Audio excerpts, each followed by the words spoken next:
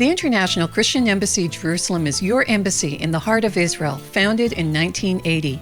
From our headquarters in Jerusalem through our branches in over 80 nations and yours in Canada, we seek to challenge the Church to take up its scriptural responsibility, to remind Israel of the promises made to her in the Bible, and to be a source of practical assistance to all the people in the land of Israel.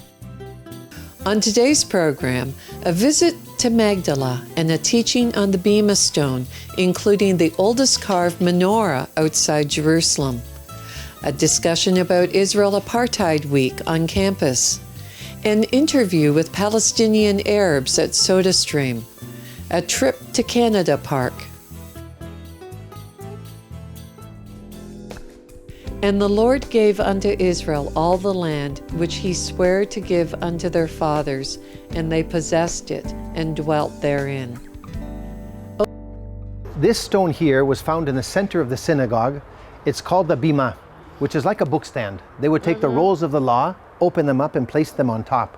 The stone itself is in the direction looking towards Jerusalem.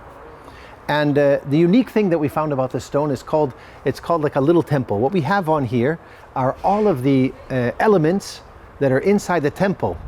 But this is made while the temple is still standing. The temple is destroyed in the year 70. So whoever made this most probably saw the temple itself. We have the oldest carved menorah on this stone that they've found outside of Jerusalem. We have the altar of sacrifice, we have the veil going into the Holy of Holies, and then we see also the chariot with the flames below it, which depict the heavenly presence of God in his throne in heaven, which descends into the temple and takes place in the Holy of Holies inside the temple. So this is it's unique, a unique piece. Nothing else has been found like this. And in the New York Times, they just published one of the first reports on this by Dr. Rina Talgam, who's studying this now. So it's very, very important, this piece here. Along with this, we find inside the synagogue mosaics and frescoes. So it's the only synagogue in the first century that they've found now, up until now, that have mosaics, that have frescoes, then it has this stone inside of it. And we found also inside the synagogue a coin from the year 29. So that puts us into the time of the public life of Jesus in this synagogue here. So it makes the synagogue very unique and a very special place, archaeologically, but also spiritually. Oh, give thanks to the Lord, call upon his name, make known his deeds among the peoples. I want to read you a passage from the book of Romans, chapter 15. Now I say that Jesus Christ has become a servant to the circumcision for the truth of God, to confirm the promises made to the fathers. This is a very important passage for our days which we are living in, because there are countless pastors and preachers which are telling the church that God has finished his work with the Jewish people. There is no special calling anymore for the Jews. In a way, they say the church replaced Israel and there is no future purpose and plan of God with the nation of Israel, with the state of Israel, and with the Jewish people at large. Now, this very passage which we have read from the book of Romans, Paul squarely contradicts this doctrine. He says that Jesus Christ, he became a servant of the circumcision, meaning he became a servant of the Jewish people, and he did something very important. He says he did so in order to affirm or to confirm all the promises which God has given to Abraham, Isaac, and Jacob, to all the fathers of the Jewish people. That means Jesus did not come to fulfill those promises. He did not come to annihilate them or to take them away, but Jesus actually affirmed those promises which he has given to Israel. That means when Jesus came to this world, he opened a door for the Gentile nations. He opened a door for the gospel to be preached in the United Kingdom, in Germany, in the US, in Brazil, in China, all over the world. But then he also says, this does not mean that I will take away my promises from Israel, but on the contrary, he affirmed it. That means he said there is still a future calling for Israel. Those promises which God made to the fathers, they are still valid today. And let me give you one great example of one of the promises which God has given to the Jewish people. We know the prophecy of Ezekiel chapter 37. He said, Therefore prophesy to the children of Israel. Thus says the Lord of God, behold, my people, I will open your graves, and I will cause you to come up from your graves and bring you into the land of Israel. Then you shall know that I am the Lord, when I have opened your graves, O my people, and have brought you up from your graves. I will put my spirit in you, and you shall live, and I will place you in your own land. Then you shall know that I, the Lord, have spoken it and performed it, says the Lord. God says He will open the graves of the Jewish people and take them out with the resurrection power of God and bring them back to their land. This year we commemorate 70 years after Auschwitz.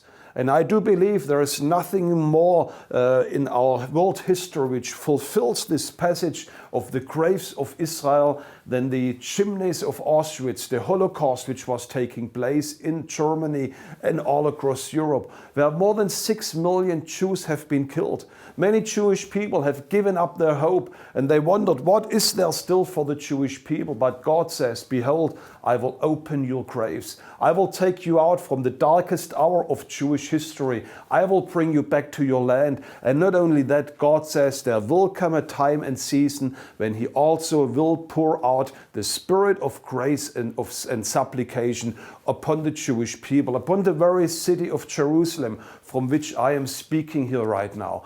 And this is the great endeavor, the great program which the Christian Embassy is involved in those last days, to help and to stand at the side of God in the restoration of Israel, to be a testimony to this nation, to speak to them and say to them, behold, your God has not given up on you, but He is affirming every single promise which God has given to your fathers. That's why the embassy exists here in Jerusalem, and that's why we need your help. May the Lord bless you richly out of Zion.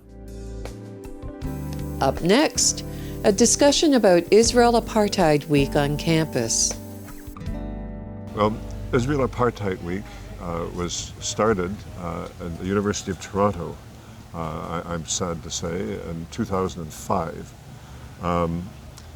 It's sponsored by the Muslim Students Association all across North America. The Muslim Students Association has chapters on every campus worthy of note in North America. And Palestinian Student Association as well. And other similar Muslim groups. The Muslim Students Association was founded by the Muslim Brotherhood, which is an organization that is condemned as a terrorist organization by many countries in the world. And IAW, whenever it is held, holds events that are profoundly anti-Semitic. I mean, the whole idea is based on the idea that in Israel, the Jews are special and everybody else is separated. And first of all, this is manifestly untrue.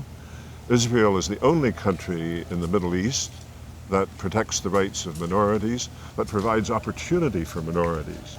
In all of the other surrounding Islamic countries, the Jews have been expelled, almost 1 million of them over the last 60 years or so. Christians are persecuted. Those states could be thought of as apartheid, but certainly not Israel. Yeah.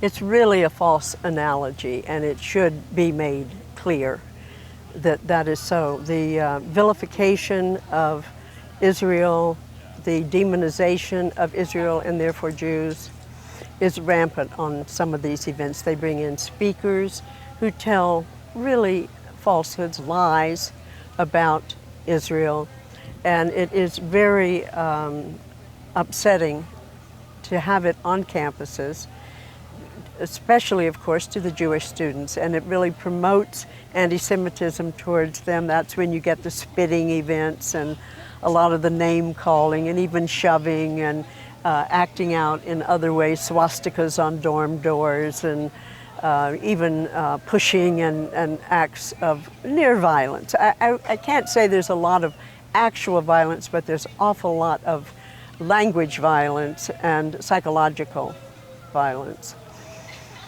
This year at McMaster University during Israel Apartheid Week in March, there was a group from Israel that was here during that period. Brought by Israel on campus. Brought by Israel on campus. Yeah. They were here only to be a presence in the Student Center, to provide information, not to agitate, not to cause a fuss, but they were harassed unmercifully. Can I just add that, I mean, they had 4 people, 2 Israelis, Right. one Israeli who was Arab, and one Arab. So that they were to show that it's not apartheid, that Not apartheid. that we That's work right. together, we live together. And they were the one woman who was an Arab Israeli coming with the group was so distressed by the treatment she received, she burst into tears. She went away, and she was unable to come back. To give the speech that night with the professor. And so what you had was this aggressive, hostile, anti-Semitic behavior on the part of the IAW participants against a group of 4 Israelis who were peaceful. Yeah. On this subject, I want to get my quotation right. Just today, I read about the United Church, the Council of the United Church is putting forward a motion related to the illegal occupation of Palestinian territories. Illegal occupation of Palestinian territories. Now, in those 5 words, you've got 3 lies. There never were any Palestinian territories, ever, ever, ever. The only time in the last several thousand years that Palestine was in any sense independent was when it was annexed illegally by Jordan in 1947 and 1948 until the 1967 war. So there are no Palestinian territories. There is no occupation.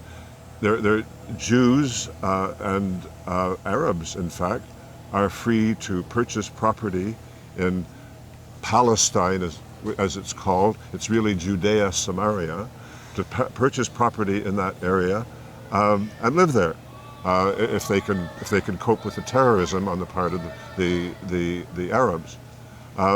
So there is no occupation, and there's no illegality under international law. It's perfectly legal. So you're talking. The United Church is speaking lies, and IAW is speaking lies. Yes, I mean, the IAW often brings up what they call, when they talk about the walls, the fences, the separate roads. None of that would be there except that Israel had to have defense against the terrorist acts that were being carried out. But that's never mentioned when these things are brought up at IAW. Universities do not make any moral judgment about IAW. It's not a question of free speech, once again. They simply refuse to say anything about this abusive behavior by a group of students on campus. And so, there's some evidence that over the last 2 or 3 years, IAW is beginning to fizzle a little bit. But I mean, this year it was still very much on campus at McMaster. There are other campuses, which I won't name, but notorious campuses in the Toronto area, at which IAW is an event that demonizes Jews and makes them feel extremely uncomfortable. But basically, and the Jewish groups on campus, generally speaking, certainly at McMaster, and I believe at many other Canadian universities, the Jewish groups on campus are not taking effective strategies to deal with IAW. They are too passive. I agree, that's true, but it really shouldn't have to be up to the students to fight the battle, to challenge the truth of the statements. I think they do need to get tools to keep from being overwhelmed with intimidation and with lies, and to counter as best they can. But again, I think it really falls to the administration of the universities, the chancellors even, to take a stand to make it safe for all students, including Jewish students. And they fail to do this. Yeah, and to enforce the rules of conduct that are there for students, to require professors, some of whom our own do participate in IAW, support IAW activities. These need to be held to account, to teach in an academically correct manner, not to teach ideology. Up next, inside SodaStream, target of the BDS, boycott, divestment, and sanction movement, and an interview with Palestinian Arab employees. Hi, I'm Donna Holbrook, and today we're in SodaStream, just north of Beersheba in the Negev south area of Israel. And with me I have Nafez and Nabil, who are both supervisors at the plant here at SodaStream. They are Palestinian Arabs. Yes. And they are both supervisors, and they had worked at the plant when it was in the West Bank at Mala Adamim, and we are now, as I said, just north of Beersheba. I love being here in the factory. We are SodaStream users at home in Canada, and we can find you in all our major department stores to buy. Tell me about what it is like then. Nafez, maybe you can tell me, how long have you worked for SodaStream, and how do you feel working here? I work in there 5 years. 5 years? Then I like it. I like this work because this forest is my friend. The factory is your friend. And this factory is new here. It's only about 2 years old, correct? But you, for 3 years before that, were in Mala Adamim, which is in the West Bank. You have family? Yeah. Yes. And so they're happy that you're here. And the work is good? Yeah. And SodaStream takes good care of you? It's so good, yeah. The wages are good? Yeah. Whether you're an Israeli Arab, or if you're Palestinian Arab, or a Jewish Israeli, makes no difference. We've been down to the factory floor, and we see everyone there working together. The same thing. There's Christian Russian Jews, and there are Russians, and there's Bedouin, and there's everyone is down there. And they're like family to you. Are there how do you get here in the morning if you come from the other area? When I come in the morning? Yes, how do you get here? 4. And 4 o'clock we're coming. At 4 o'clock you 4 come? o'clock in the morning, yeah. Then 4 o'clock in the morning? Yeah, Okay. we wake up. 4 o'clock in the morning we're coming. All right. Right. In 6.5 I am in there. If you're sick one day, what happens? Is that are there benefits that you have here with SodaStream? If there's any kind of disability or insurance, or sick days, do you get sick days paid? We have all the conditions that all Israeli workers had. We have insurance. We have also the SodaStream company gave us another insurance for outside company. We have all the conditions, and we get all rights from the company and from, yeah. Well, it's very good. It's also good for your families. You have Yeah. children? Yeah. How many? 2 kids. 2 kids? And how about you? 7. I have 7. 7 children? I'm a grandpap. Oh, are you really? You're a young one. Yeah. Yeah. How long have you worked for SodaStream? I had been working here from almost 6 years. Yes? We moved here only for 4 months because they closed the industrial other area plant. this year. So we are the last that come here from the Menora industry area, and it's we can't leave this factory because we are we had a good opportunity to get a good opportunity for good jobs, a good opportunity for good money also. We are earned here a good money, and and the most of all we had they treat us like their family. We are all like family. It's simply. What caused the closure of the Magdala plant? Why did it close? We didn't know actually, but we think that if the BBDS the boycott, the boycott industry, this is one. I think that they wanted to make it one planet or one factory for all the factories. Many reasons. Well, it amalgamates all the different areas of SodaStream into one area. Yeah. But you as a family then had to make a decision to move. Yeah. Whereas you commute every day. How long a commute is that for you? What? How far? How long does it take you to come? From here? Yeah, to here. The same thing. 2 or 3 hours. 2 or 3 hours? No, go back and go 3 hours. Okay.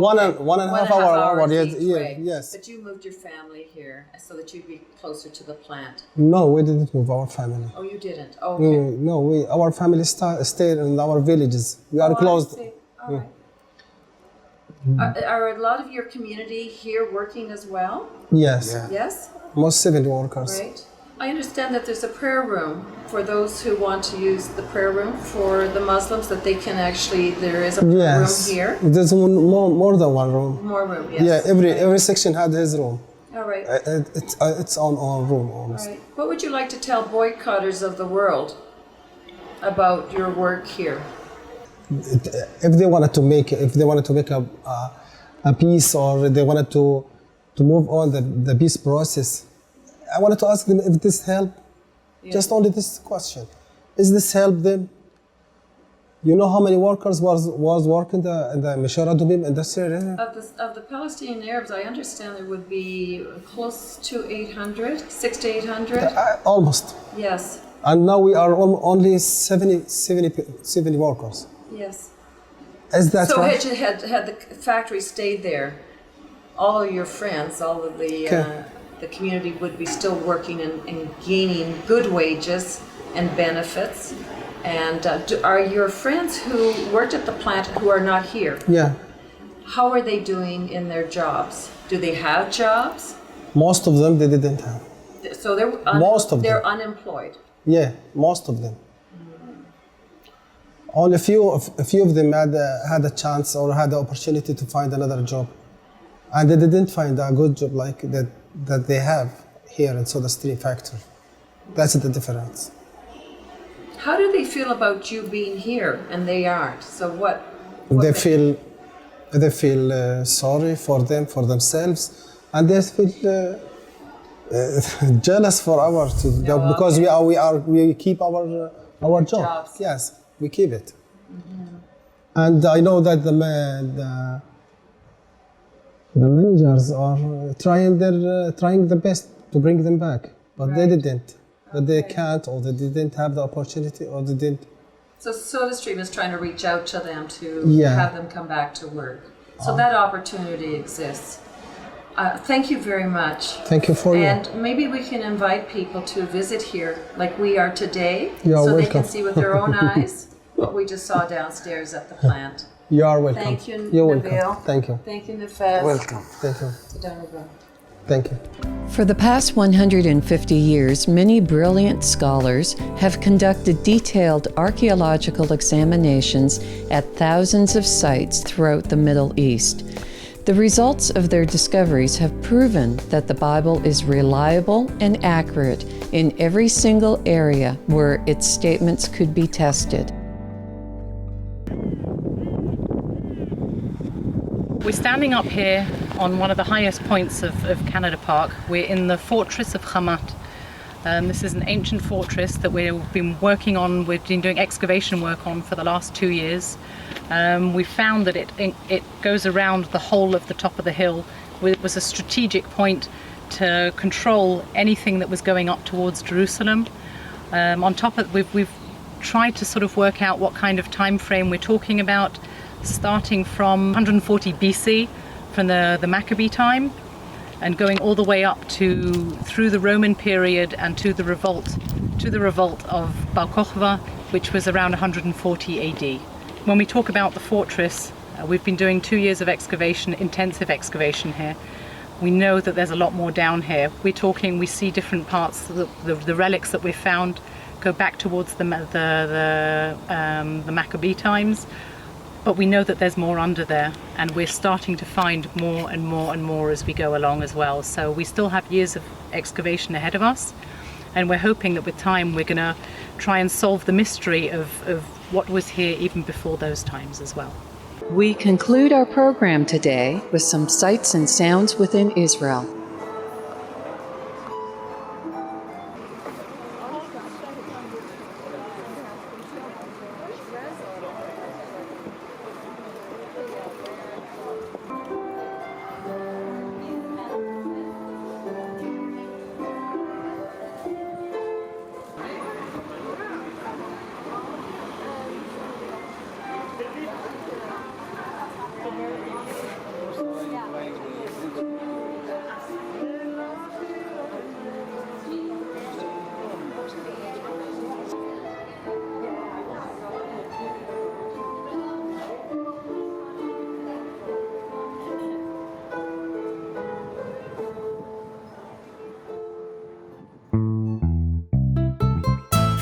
Thank you for joining us today, and be sure to visit our website at www.icejcanada.tv or call us at 1-866-324-9133.